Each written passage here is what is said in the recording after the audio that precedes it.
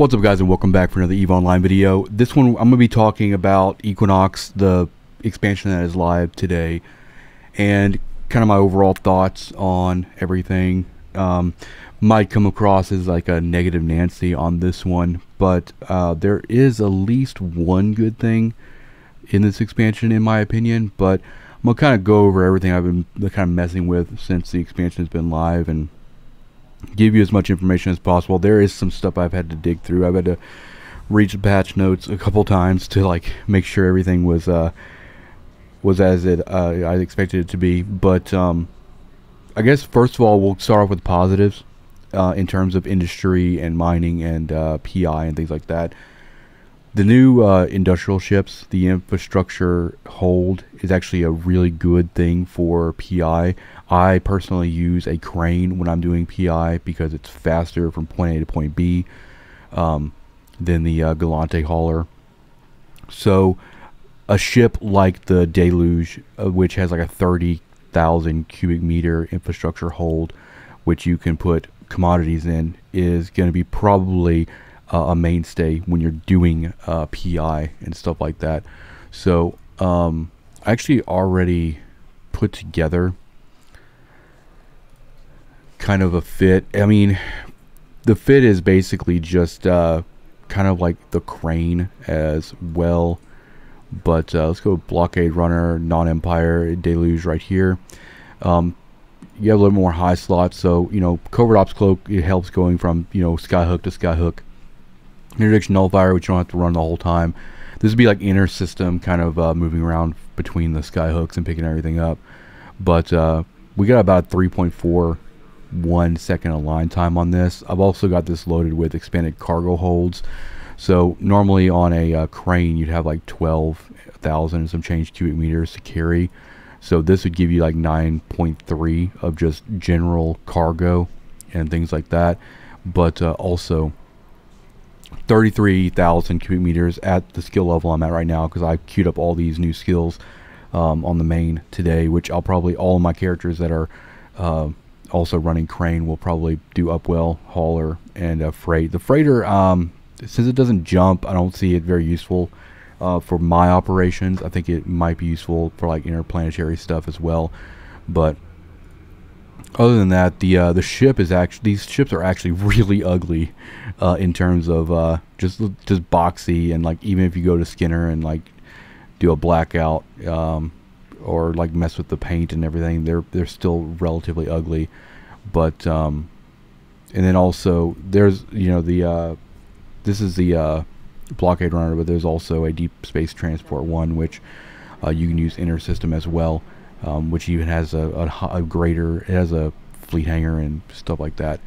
But go ahead and kind of talk about the rest of the expansion here, give you my thoughts. The other thing that was really big in this expansion is the Skinner tool, which I find super annoying. A lot of skills that are associated with this. So there's a new sequencing category here, and as you can see, there's like all these, there's about 12 million skill points in here to do all this, which reduces time and all that stuff. So go in here, I made a few. I'm limited to 5 saved designs right now, but like even this blackout, basic blackout orca looks pretty cool. The problem is you have to get the sequencer bindings from events, from dailies, from different loot drops across the game, or you can buy them on market. They're really expensive right now, so I would not invest in those right now. And like this would take 3 days to sequence, so you probably want to get a lot of the skills that are associated with this close to 4 or even 5 before you start messing with this, because you can reduce time. And also when you go into the Paragon hub, where you will be buying patterns and nano coatings and stuff like that, you only have a certain number of sequence runs you can use for each of these, and the higher your skill, the more sequence runs you can do per purchase. So, and this all costs plex. This Skinner tool is a cool concept, but it just opens up a huge microtransaction gateway into all the crap that we're gonna have to, like, you know, sift through in the future. So even like the new Equinox pack and everything on the website, has this stuff, associated with it. And you can even put your own skins on the hub marketplace, so you'll be able to buy other users' skins, which it's just another way to microtransaction the game, which I think is kind of obnoxious. I think if the sequence bindings weren't tied to like PvP for the most part, I think it would be interesting. I probably would do a line of like blackout stuff for the mining ships, but depending on where and how much you get the stuff required, the reagents required for this stuff, I don't know. I'm probably going to sleep on that a little bit. It's cosmetic. It's not really a big deal or anything. And then also, we talked about the mining changes before, where the skyhooks and the hubs and all that stuff will be replacing customs offices and things like that. A lot of that side of the expansion is going to be plussing up, big corporations and alliances. So unless you're associated with, things like that, you probably won't see huge benefit. But one of my biggest concerns, and the reason I wanted to make this video today, because otherwise, if it wasn't for this, I would probably just not even like talk about this expansion for the most part. But the one thing that bothers me the most is the moon drill, the automated moon drill structure. Now, I understand that that is 40% efficiency, right? That's, nowhere close to like what you'd get for like, putting ships out on grid. But here's the thing. I've been a miner for many, many years. I've been associated with small corporations in nullsec. I can tell you right now that the automated moon drill is going to replace moon mining ops in nullsec at pretty much every level, small, medium, and large corporations, even with the 40% efficiency, because it's just easier. Like, nobody likes going out there and fielding a moon when they could be doing absolutely anything else, when most of that material is going straight back to the corporation for whatever they are using it for. Very rarely will you have your miners, or you as a miner, go out there and mine the moon and keep the ore. It almost always gets turned back over to the corporation. So automated moon mining drill is going to essentially replace what you would normally do as a corporation group. They're just going to set up these automated moon mining drills all over nullsec, lowsec, wormhole space, and that'll just be automated.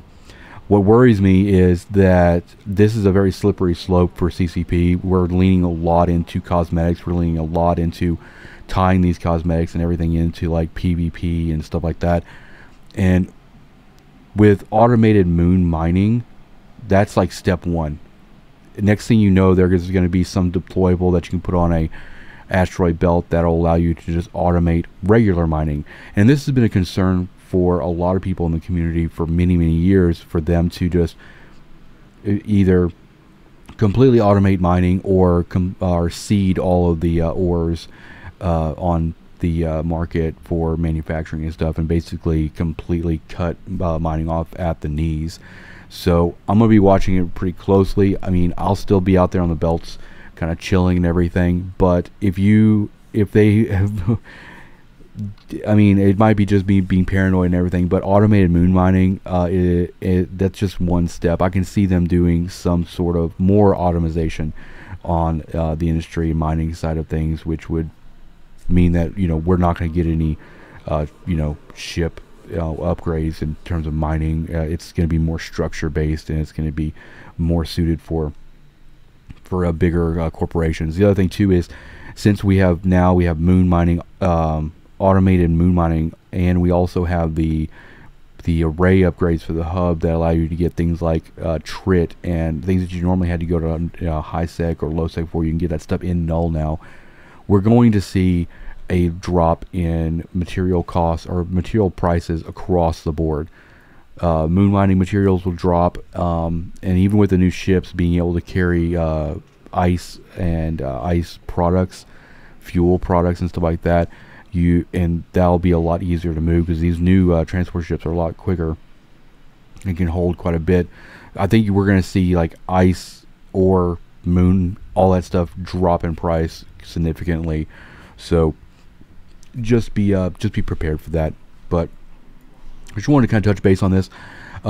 Equinox, I mean, most of the expansions are kind of don't really hit my my gameplay loop for the most part. Like I said, about the only ship I'll probably end up using out of this expansion is probably the Deluge for PI, and it also kind of helps with moving.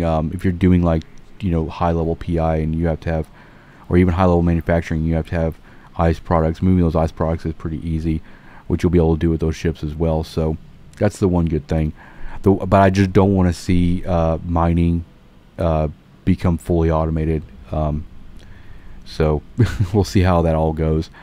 I'm probably going to be talking to some of my friends here that are operating in nullsec, see what their thoughts on everything are. But I can guarantee you that they're not going to be deploying Athenors or Tataras at moon beacons after today. They're going to be looking into getting those automated moon drills, because now they don't have to expect members to show up for these mining ops for moons. They can set it up and then they can just let it do its thing and collect. So thank you guys for watching. Sorry, it's a little bit of a rant, but those are just my thoughts and my feelings with this expansion. So hit the like button, hit the subscribe button. I'll see you guys in the next one. Peace out.